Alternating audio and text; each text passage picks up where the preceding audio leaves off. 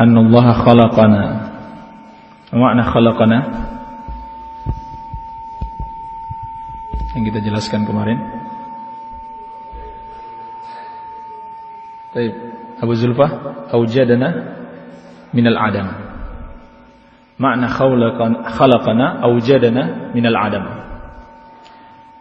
Menjadikan kita dari sesuatu yang tadinya tidak ada sama sekali kemudian menjadi ada. Dalilnya bahwasannya manusia itu tadinya tidak ada sama sekali. Man ya'rif dalil? Disebutkan dua dalil kemarin.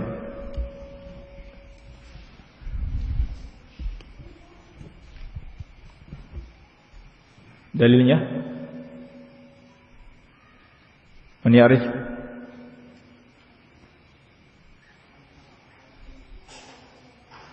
كيف أخي؟ طيب لا بأس أم خلقوا من غير شيء أم هم الخالقون. Ini dalil yang disebutkan Syekh Utsaimin dalam syarahnya. Tapi ada dua dalil yang lain yang kita sebutkan kemarin. Yang pertama, Bu Faqih,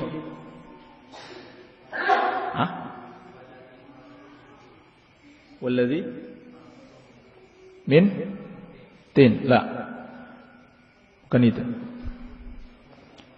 Hal ata 'alal insani hinun minad dahri lam yakun syai'an madhkura.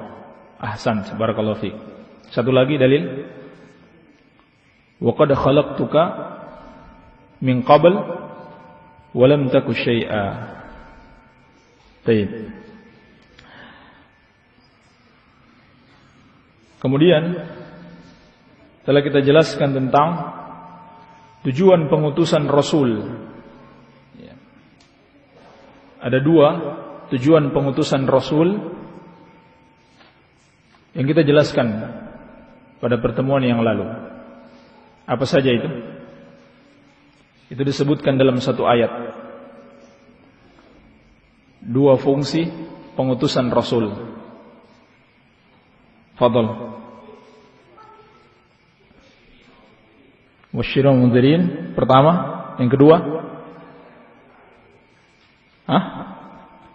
li'alla yakuna 'ala Allah li'alla yakuna lin-nasi 'ala Allahi hujjatun ba'da ar-rusul.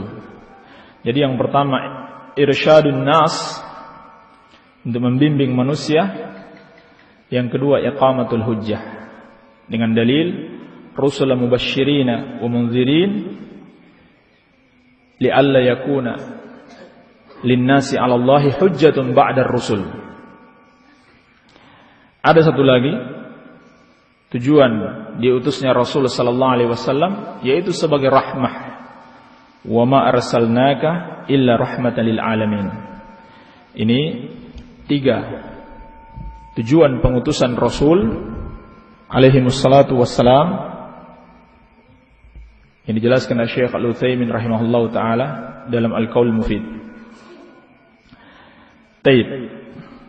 Dan kalau kita jelaskan tujuan pengutusan Rasul untuk membimbing manusia adalah untuk memberitahukan kepada mereka kewajiban beribadah dan bagaimana cara beribadah. Bukan sekedar kewajiban ibadah, tetapi bagaimana cara beribadah kepada Allah Subhanahu wa taala. Baik. Kemudian telah kita jelaskan juga tentang azab yang sangat dikhawatirkan akan ditimpakan kepada umat Muhammad sallallahu alaihi wasallam kalau mereka tidak mau mentaati Rasul, tidak mau ittiba kepada Rasul yang diutus kepada mereka, sebagaimana telah ditimpakan kepada Fir'aun, yaitu 3 azab. Siapa yang tahu 3 azab ini? Fadhal. Yang lain selain antum. Santri-santri mana? Hah? Yang pertama? Ditenggelamkan. Taib, ditenggelamkan dalam keadaan apa?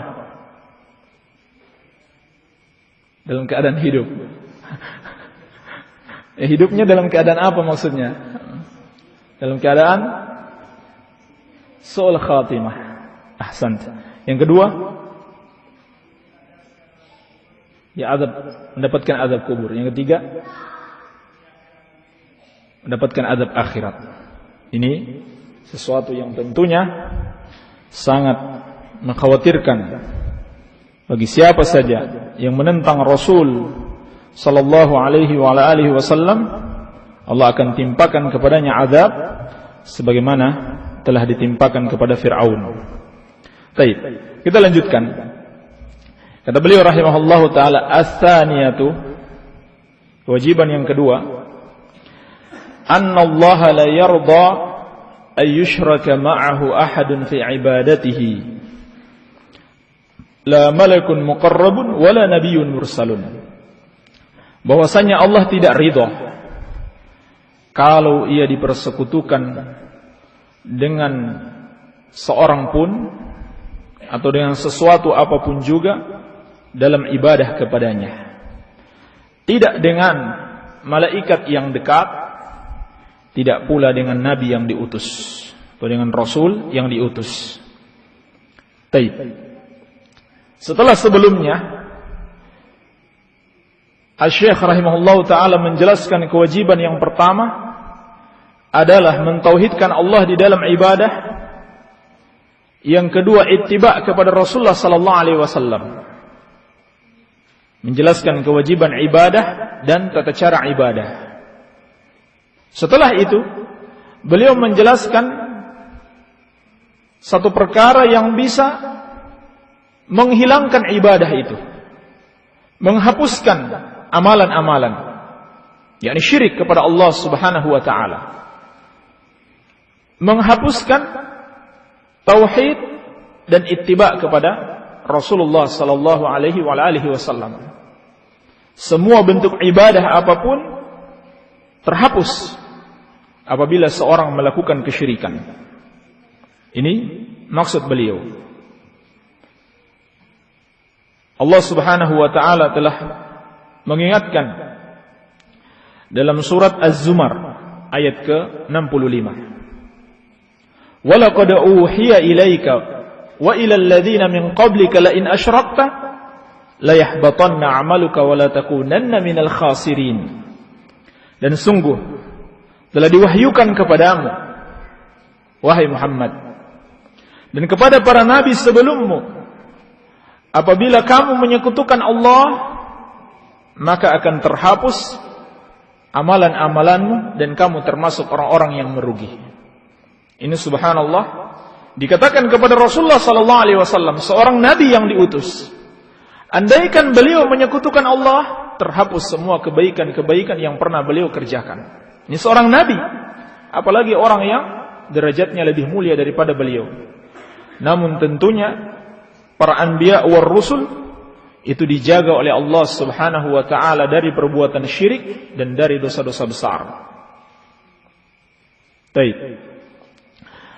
Maka apabila seorang melakukan kesyirikan, akan musnah semua kebaikan-kebaikan yang pernah dia kerjakan sebelumnya.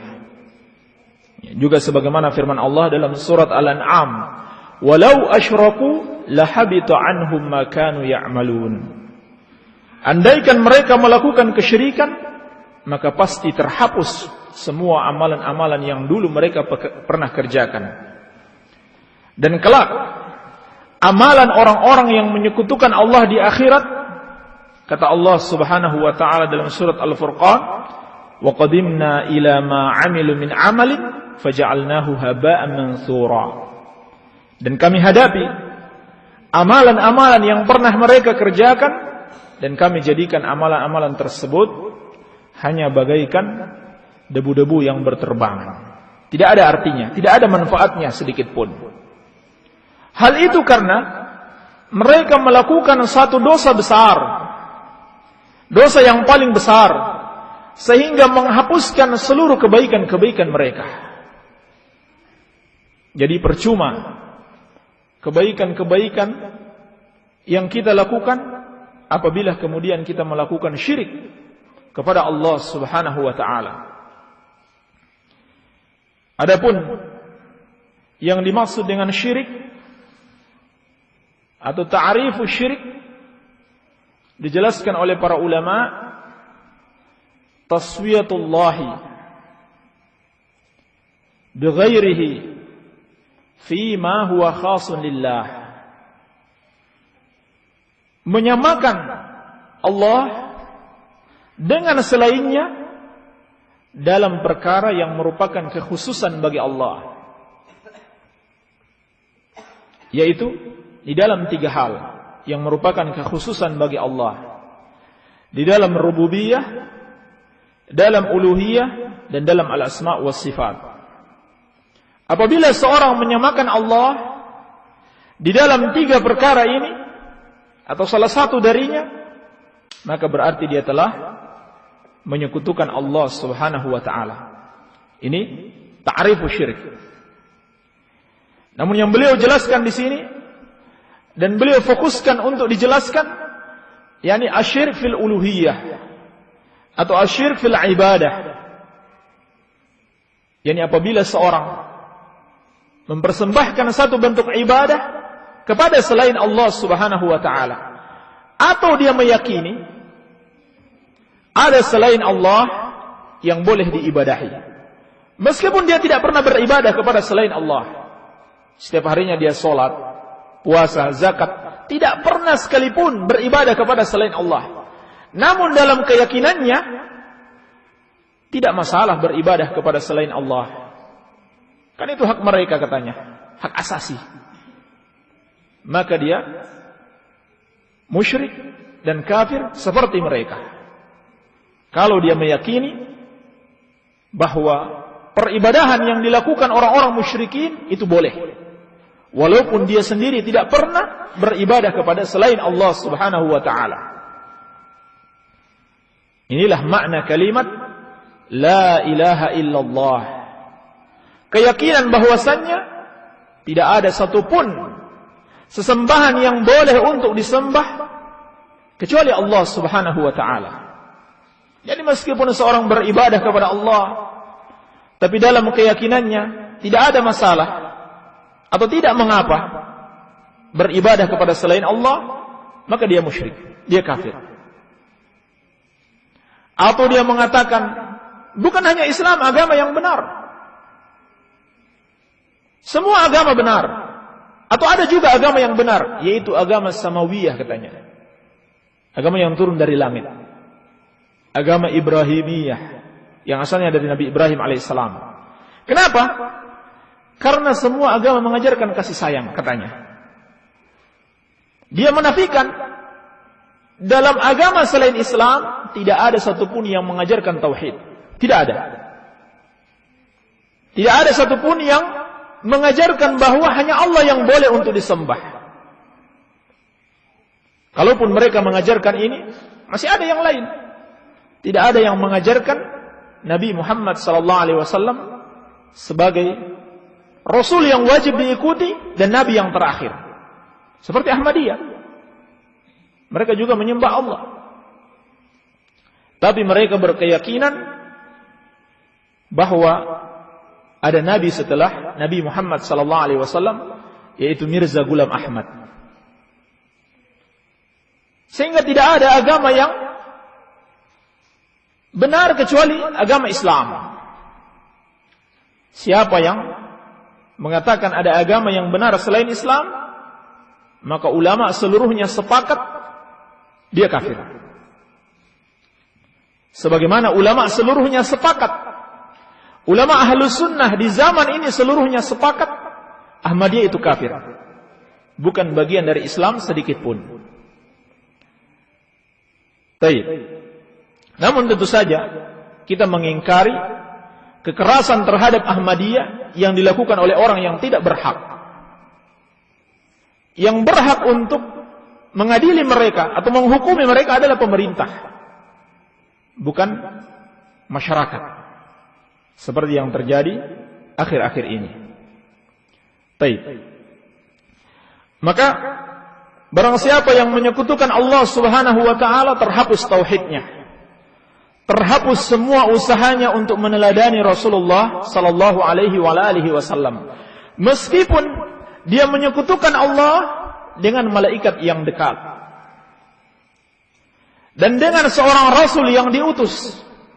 Apalagi kalau sekedar para wali yang derajatnya jauh lebih rendah dibanding para rasul. Apalagi dipersekutukan dengan syaitan, dengan jin-jin, dengan Mbah Priuk atau Nyi Loro Kidul dan para syaitan lainnya.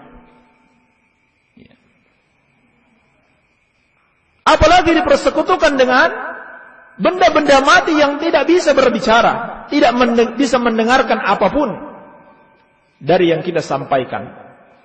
Dengan matahari dan bulan, bintang-bintang, dengan pohon-pohon besar, batu-batu besar, atau dengan kuburan-kuburan. Ini lebih buruk dan lebih tidak boleh lagi. Allah tidak ridho dengan kesyirikan dan kekufuran, meskipun dipersekutukan dengan orang yang paling Allah cintai sekalipun.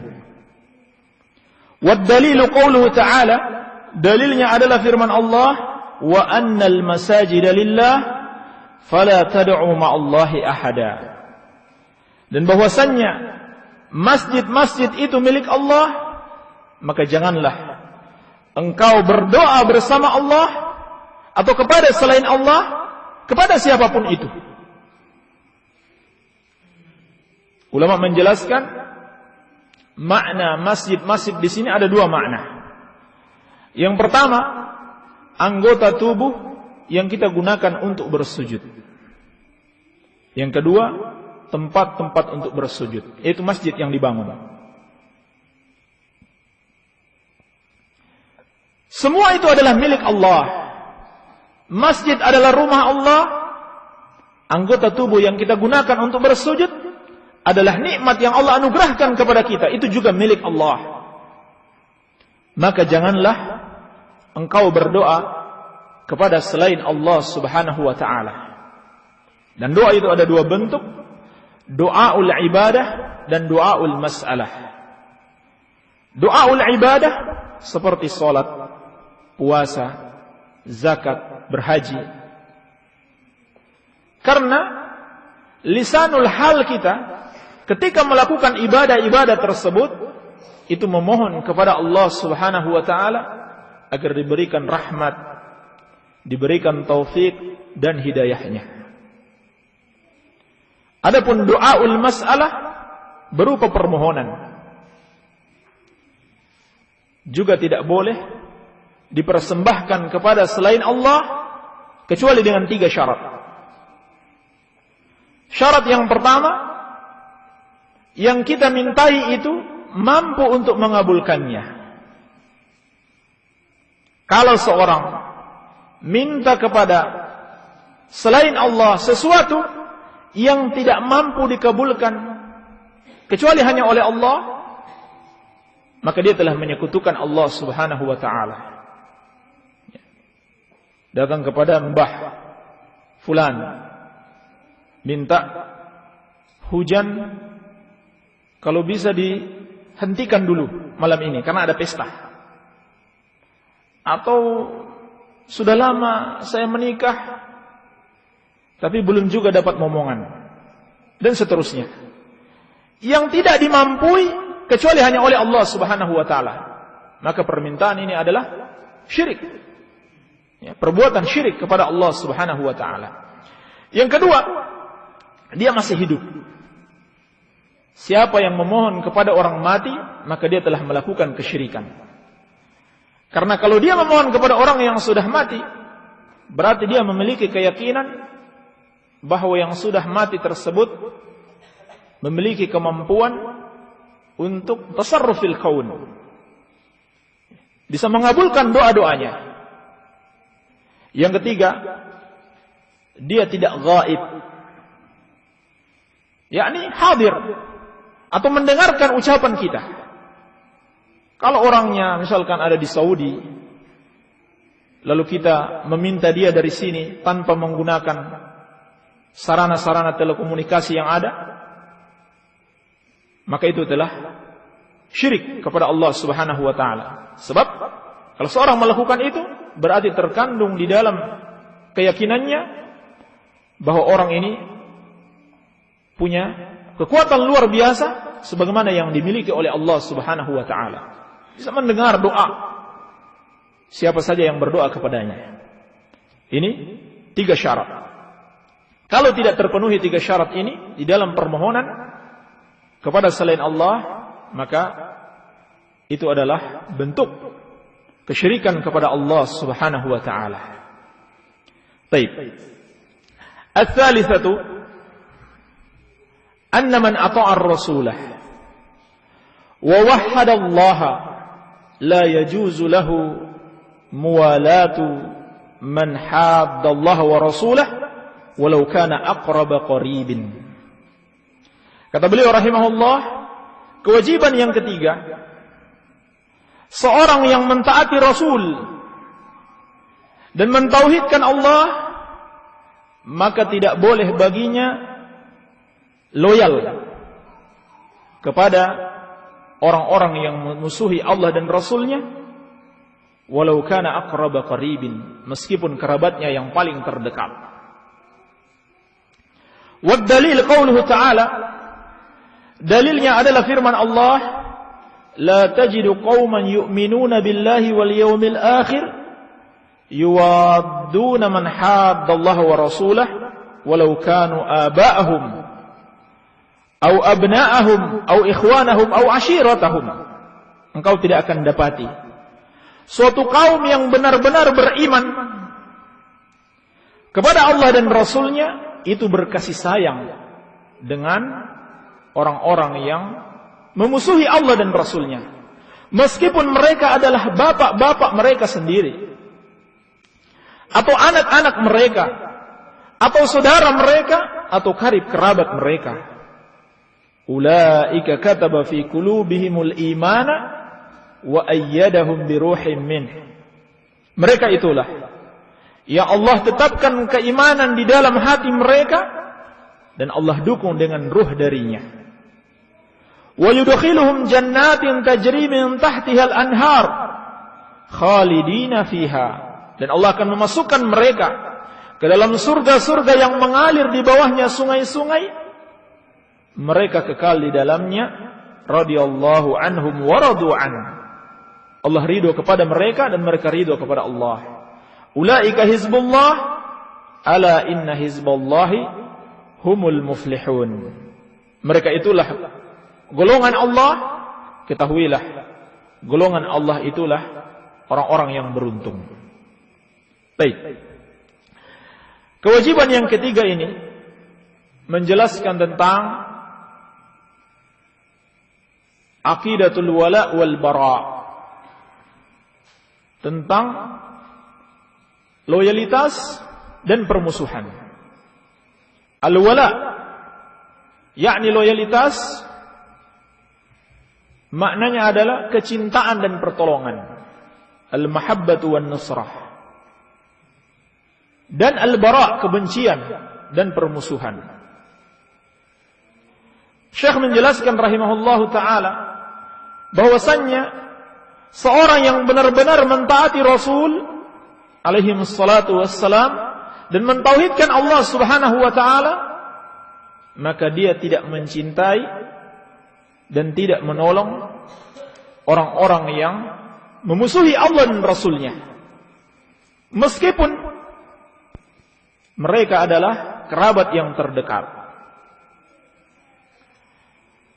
Yang dimaksud dengan orang yang memusuhi Allah dan Rasulnya adalah setiap orang yang menyekutukan Allah Subhanahu wa ta'ala, yang kafir kepada Allah. Ini yang dimaksud dengan musuh Allah dan musuh Rasulnya, dan musuh orang-orang yang beriman. Siapa saja yang menyekutukan Allah Subhanahu wa taala, yang kafir kepadanya, dia adalah aduwullah, musuh Allah Subhanahu wa taala. Maka beliau menjelaskan, orang-orang yang benar-benar beriman itu tidak akan mungkin berkasih sayang dengan orang yang dimusuhi oleh Allah dan Rasul-Nya. Itu tidak mungkin terjadi.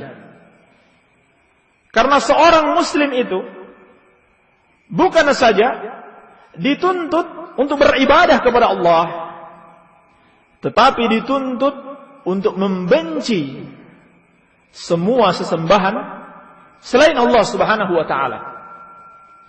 Jadi bukan saja dituntut untuk meyakini kesalahan orang yang beribadah kepada selain Allah, untuk meyakini batilnya sesembahan selain Allah, tapi harus membenci. Tidak cukup hanya kita yakini salah, harus dibenci sesembahan selain Allah Subhanahu wa taala. Dan tidak sampai di situ, masih dituntut lagi untuk membenci semua yang menyembah kepada selain Allah tersebut. Jadi, seorang muslim tidak hanya dituntut beribadah kepada Allah, tapi dituntut juga untuk tidak beribadah kepada selain Allah. Tidak sampai di situ, dituntut juga untuk meyakini salah peribadahan kepada selain Allah. Dan tidak sampai di situ, masih dituntut untuk membenci dan memusuhi semua peribadahan kepada selain Allah. Tidak sampai di situ saja, dituntut lagi untuk membenci orang-orang yang beribadah kepada selain Allah Subhanahu wa taala. Ini semua konsekuensi dari kalimat la ilaha illallah, membenci sesembahan selain Allah dan pengikut-pengikutnya. Sehingga bukan seorang muslim kalau dia malah berkasih sayang, berbaik-baikan dengan musuh-musuh Allah, dengan orang-orang yang menyekutukan Allah Subhanahu wa taala. Namun di sini ada perincian para ulama.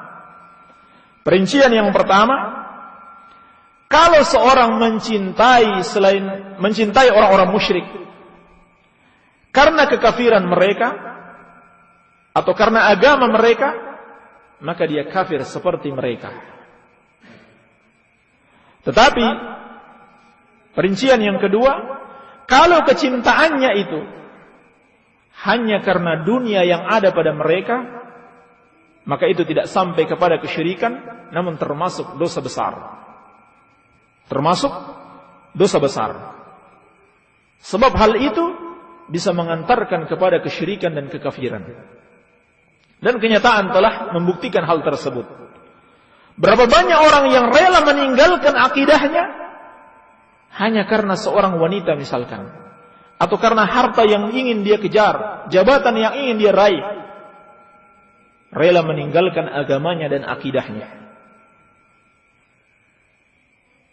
Maka termasuk dosa besar apabila seorang mencintai orang musyrik karena kekafiran mereka. Sebagian ulama memperkecualikan mahabbah tabi'iyah kepada orang-orang kafir, yakni kepada keluarga-keluarga yang kafir, dengan dalil firman Allah Subhanahu wa taala, innaka la tahdi man ahbabtah. Sesungguhnya engkau tidak bisa memberikan hidayah kepada siapa yang engkau cintai. Dikatakan kepada Rasulullah sallallahu alaihi wasallam tentang Abu Thalib yang mati di atas kekafiran. Namun ulama yang lain menjelaskan itu maksudnya man ahbabta hidayatahu. Siapa yang engkau cintai untuk mendapatkan hidayah, bukan mencintai orangnya. Yang dirujihkan oleh Syekh Al-Utsaimin rahimahullahu taala, tidak mengapa mahabbah tabi'iyah, seperti kecintaan seorang anak kepada bapaknya meskipun dia kafir. Wallahu taala a'lam. Baik. Bagaimana merealisasikan al-bara kepada orang-orang musyrik? Itu dengan 4 perkara. Yang pertama, al-bughdu fil qalbi, kebencian di dalam hati. Dan ini asal dari al-bara', kebencian di dalam hati terhadap mereka. Yang kedua, al-mu'adah, permusuhan. Yang ketiga, at-takfir, mengkafirkan siapa yang telah dikafirkan oleh Allah dan Rasulnya. Man lam yukaffiril musyrikin aw syakka fi kufrihim aw sahhaha madhhabahum kafar. Barang siapa yang tidak mengkafirkan orang-orang musyrik atau sekedar ragu dengan kekafiran mereka atau malah membenarkan kekafiran mereka, maka dia kafir. Maka wajib untuk meyakini kekafiran dan menyatakan kafir orang yang telah dikafirkan oleh Allah dan Rasulnya. Iya. Dan Allah telah menyatakan kafir sejumlah manusia dalam kehidupan dunia ini, bukan nanti tunggu di akhirat. Seperti kata seorang tokoh, jangan mengkafirkan Ahmadiyah katanya, karena hanya Allah yang tahu. Jadi nanti di akhirat. Padahal Allah telah mengabarkan kekafiran sejumlah orang, di antaranya kekafiran Nasrani. Laqad kafara alladziina qalu innallaha tsalitsu tsalatsa. Telah kafir orang yang mengucapkan Allah itu satu di antara yang tiga. Tokoh ini berasal dari jaringan Islam liberal, yang mereka itu meyakini bahwa semua agama sama, tidak ada yang kafir. Lalu mereka berdalil, hanya Allah yang tahu orang itu kafir atau tidak. Tidak boleh kita menyesatkan mereka. Jadi kapan kita tahu dia kafir atau tidak? Nanti katanya di akhirat. Perkataan ini di samping tidak ada dalilnya, bertentangan dengan dalil jelas. Allah telah mengkafirkan sejumlah orang dalam kehidupan dunia ini. Baik, kemudian yang keempat, memerangi mereka ketika telah terpenuhi syarat-syarat untuk memerangi mereka. Jadi bukan sembarang diperangi, harus terpenuhi syarat-syarat untuk memerangi mereka. Insyaallah taala syarat-syarat memerangi mereka kita bahas pada kesempatan yang lain. Baik.